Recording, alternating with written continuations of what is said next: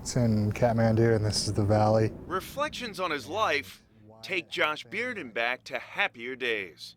2 weeks ago, I spent time with Josh in his hometown of Denver, where he talked at length about trying to find his soul after losing his soul mate to suicide. I 100% believe that she didn't know what she was doing. I think it was just sort of a heat of the moment type thing. Moments are what Josh and Leanne lived for over the course of their marriage. They shared a passion for travel and saved for a trip around the world. We started preparing for the trip well before we were married. We just kind of became hermits, didn't go out, saved every single penny that we had. March 3rd, 2012. They hit the road with nothing more than backpacks. They rented out their home and quit their jobs. We're in Karnak, Egypt. Welcome. They chronicled their adventures in an online blog filled with photos and video, whether it be Egypt or Ecuador. Leanne, what in the world are you pointing at? Where we're going to climb. The depths of the Dead Sea or the heights of Mount Everest Base Camp. We made it. They smiled their way through country after country, sharing every minute of every single day together for 22 months. The entire time that we were out on the road, it was just a dream. We really never even argued. It looked like a fairy tale marriage. Josh, a successful IT computer executive, and Leanne, the former homecoming princess, with an unforgettable smile and an incredible voice. Leanne's special gift was making people feel good about themselves.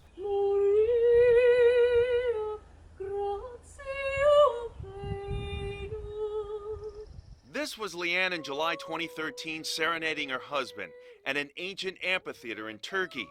Josh asked for his wife to sing to him as his birthday present. It choked me up at the time, and now it's just, I can't even watch that. Because soon darker voices would change his life forever.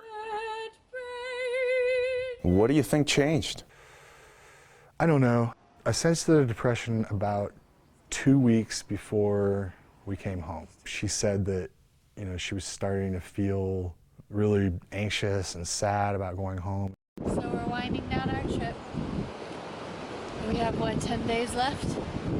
There's a flood of emotions and feelings and things going on. Scared, excited. I've been stressing out the last week, 2 weeks, 3 weeks. But it's time to enjoy the last bit of it.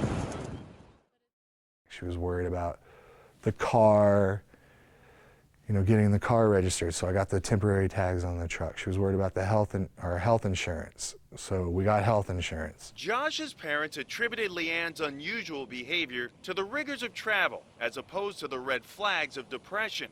They told me Leanne insisted she was fine and was not open to psychological help or counseling. They were out of town January 17th when Leanne walked away and never returned. She yelled up to me and said, "Hey, I'm going to go for a walk." And I said, "How long are you going to be gone?" And she said, "About an hour."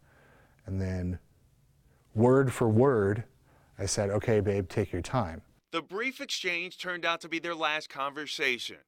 Josh did not see Leanne leave the house, but a landscaper working across the street told police he saw Leanne walk aimlessly to the end of the road before turning around, retracing her steps, and stopping at the end of the driveway of Josh's parents. This is another image that still haunts me, is that she stood there for about a minute. And, that's, shoot. Sorry, give me a second to catch myself here. I'm sure she was contemplating what she was just about to do. And then she turned around and then headed left. After Leanne failed to return from her walk, Josh called police. 3 hours after she left, he filed a missing persons report. Publicly, Josh held out hope that Leanne got disoriented during her walk and needed help, or ran away to clear her head. Privately, his gut led him to a darker conclusion. I knew that she had killed herself. I knew she did. Was there a note that she left?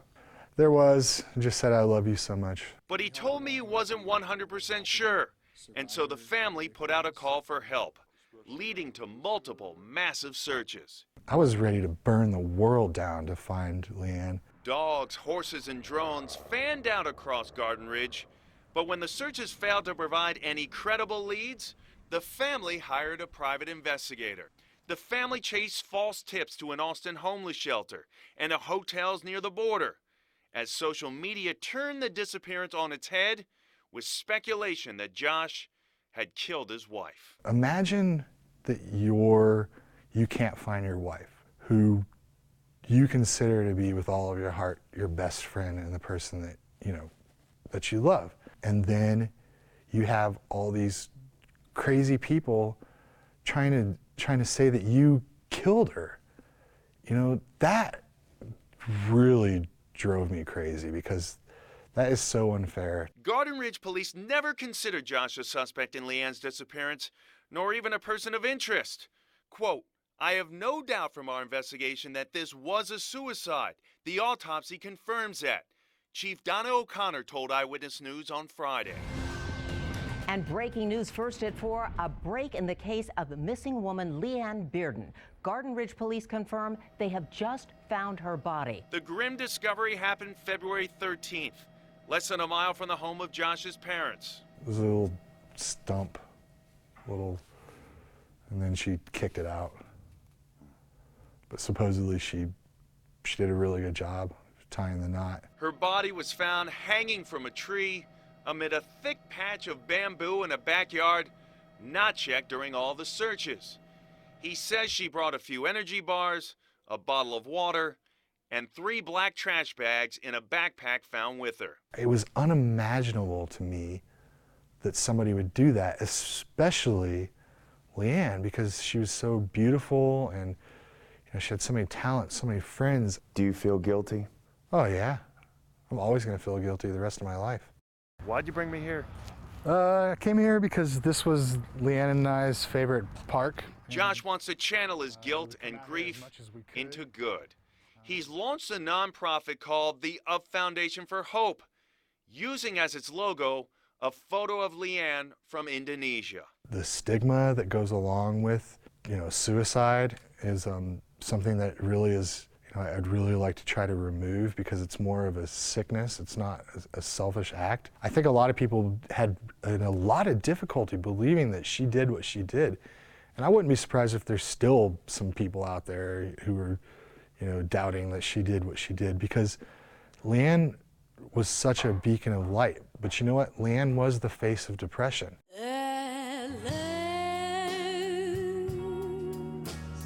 With the help of more than 70 hours of video and the gift of Leanne's voice, Josh also wants to use his foundation to help survivors of suicide walking in his shoes.